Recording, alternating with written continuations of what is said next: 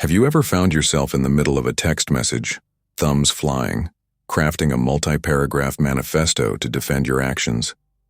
Have you ever replayed a conversation in your head, mentally editing your responses, wishing you had explained yourself more clearly? Have you ever felt that hollow ache in your chest after someone has misunderstood you, a desperate urge to chase them down, metaphorically or literally, and force them to see your truth? If you have, you are not alone. We live in a world that screams for explanation. We are conditioned to believe that understanding is something we must extract from others, that our worth is a verdict handed down by a jury of our peers, friends, and even enemies.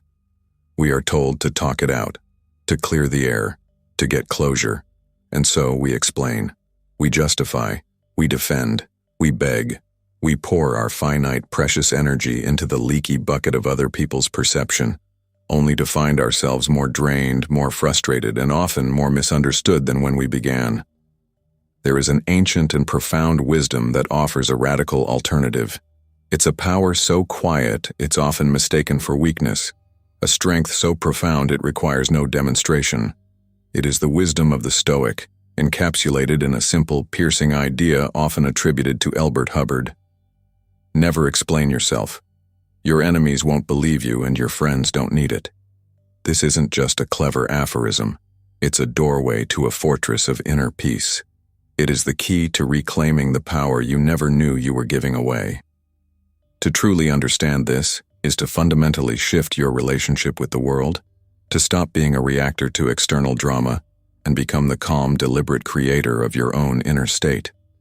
Before we can embrace the power of silence, we must first dissect the weakness of over-explanation. Why do we feel this compulsive need to make others see our side? The root is almost always the same: insecurity. We explain because we are seeking external validation. We are implicitly asking, "Am I okay?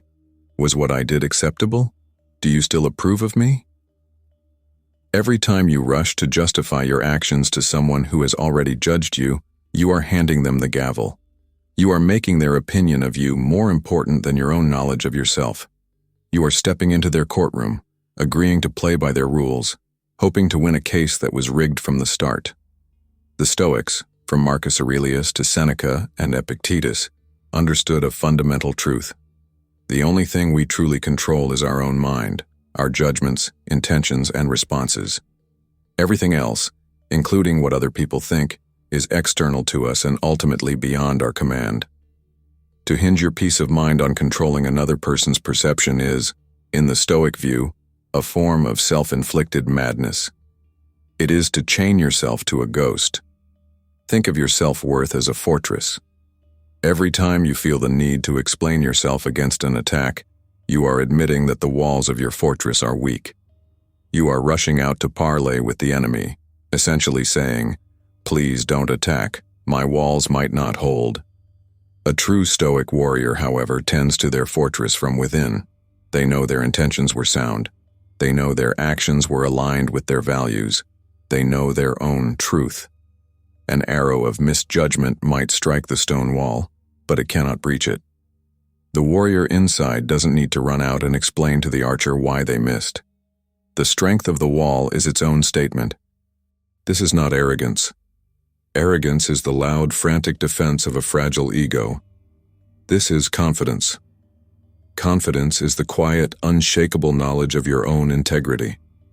It does not require an audience or a jury. It is its own witness and its own verdict. When you refuse to engage in the game of explanation, something remarkable happens. You create a vacuum, a space. And in that space of your silence, the other person is left with nothing but the echo of their own words, the weight of their own accusations, and the reality of their own behavior. Your silence becomes a mirror. Imagine someone accuses you of being selfish. The reactive, insecure response is to immediately list all the times you've been selfless. What about the time I helped you move? Or when I listened to you for hours? I bought you that gift.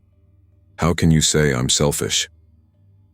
You are now on the defensive, digging through the past, desperately trying to prove your goodness. You are playing their game. Now, imagine the Stoic response. They accuse you of being selfish. You listen, you hold their gaze, and you say nothing. What happens in that silence? They are left hanging with their own statement. They have thrown a punch and hit nothing but air. They are forced to sit with the energy of their own attack. Their accusation, which was meant to provoke a reaction and draw you into a conflict, now just sits in the room, stark and ugly. They may get angry, frustrated, or confused. "Aren't you going to say anything?"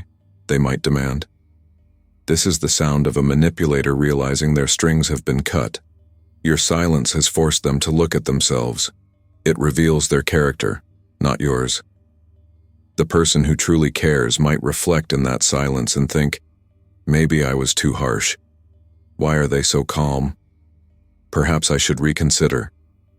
The person who was simply trying to provoke you for their own gain will be exposed. Their desire for drama will be laid bare. Words can be used to hide intentions. Silence reveals them. It separates those who genuinely want to understand from those who only want to win. It unmasks the performative apologies, the empty promises, and the self-serving narratives. By observing what people do in the space of your silence, you learn more about them than 1,000 arguments could ever teach you. One of the most insidious modern myths is the concept of closure. We are taught that we need that one final conversation, that last text, that letter of explanation from the person who hurt us in order to move on. We chase it, we beg for it, believing it holds the key to our peace. This is a profound misunderstanding. Begging for closure is a form of self-betrayal. Real closure is not something someone else gives you. It is something you give yourself. It is the moment you accept that the way they treated you was the explanation. Their actions were the final word. Their silence, their distance, their disrespect. That was the story. You don't need them to narrate it for you.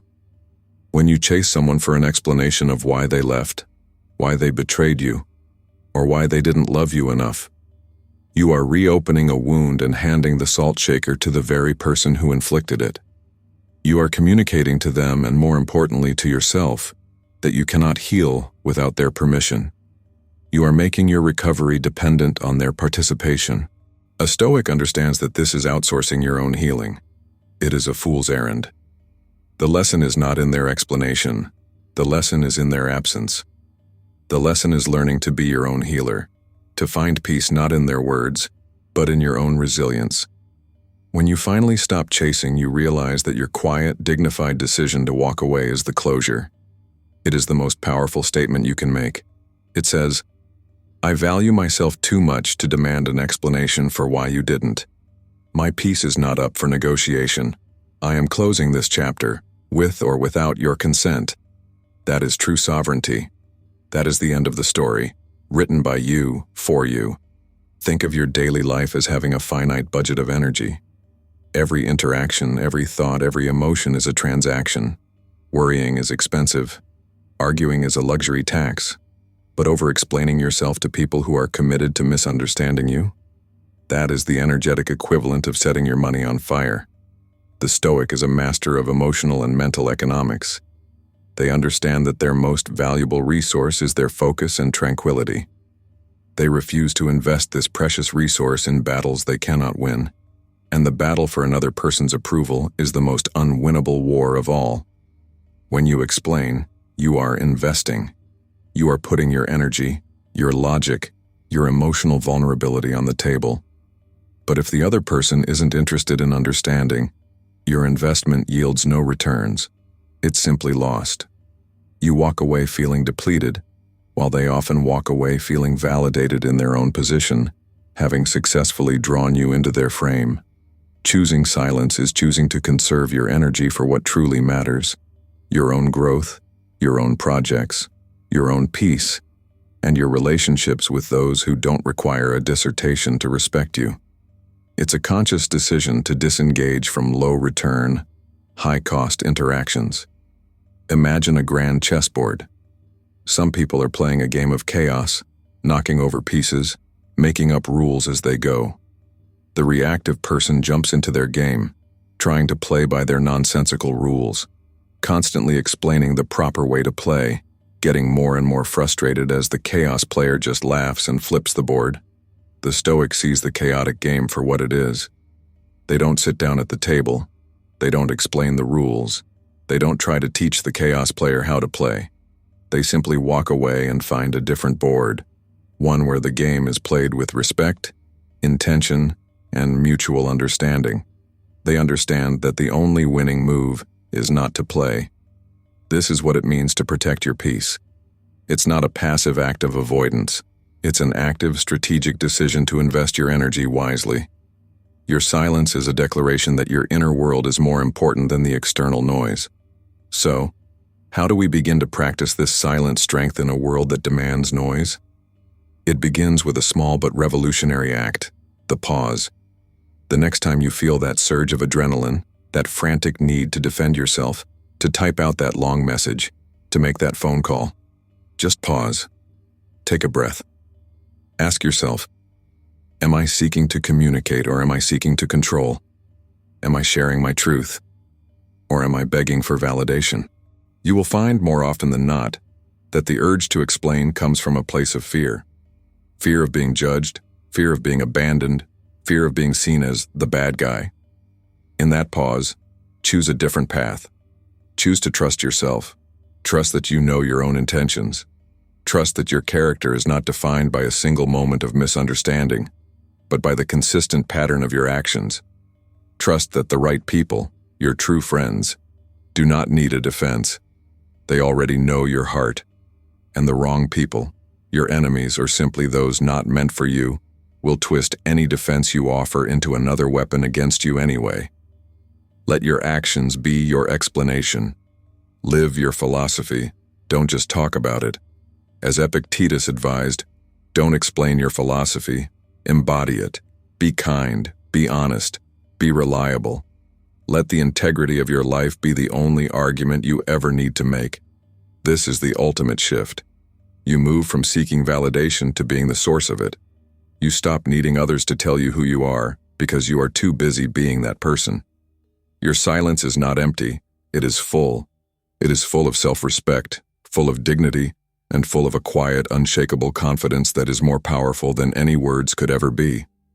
It is the final word in any argument, the true source of closure, and the unbreachable wall of your inner fortress. Let the world make its noise. The Stoic remains in the calm center of the storm, peacefully, powerfully, silent.